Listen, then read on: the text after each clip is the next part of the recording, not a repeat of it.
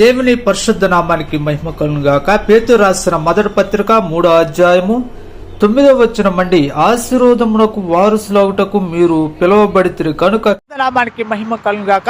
చాలా రోజుల తర్వాత మీ అందరిని ఈ విధంగా కలుసుకోవటం వల్ల నేను ఎంతగానో సంతోషిస్తున్నాను. దేవుడిని ఎంతగానో మహిమపరుస్తున్నాం. మనం అందరం దేవుడు మనల్ని ఎందుకు పిలిస్తాడో తెలుసా? ఆశీర్వాదమునకు వారసులవ్వటానికి మనల్ని పిలిస్తాడండి. నీవు ఆశీర్వాదానికి వారసుడుగా నువ్వు మార్చబడాలి. నువ్వు ఎప్పుడైతే వారిని దీవించు వాళ్ళ కుటుంబాలు దీవించు, వాళ్ళ బిడ్డలను దీవించు అని ఎప్పుడైతే నీ నోటుకుండా ఆశీర్వాదం అనే వచనాన్ని పలుకుతావో వారు దీవించబడతారు. వారితో పాటు నీవు కూడా ఏమవుతావు తెలుసా? దీవించబడతావు. ప్రియక చెల్లితమ్ముడా, మన నోటి గుండా దీవెన వచ్చినే రావాలి కానీ శాప వచనం అనేది రాకూడదండి. మనము ఆశీర్వాదానికి వారసులవటానికే పిలువబడితేమి.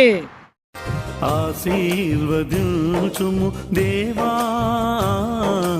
ఆదరణ నీవే మా ప్రభువా, అనుదినము నీ కృపయే చాలును, అనుక్షణము నీకే మా స్తుతులు, అనుదినము నీ కృపయే చాలును, అనుక్షణము నీకే మా స్తుతులు.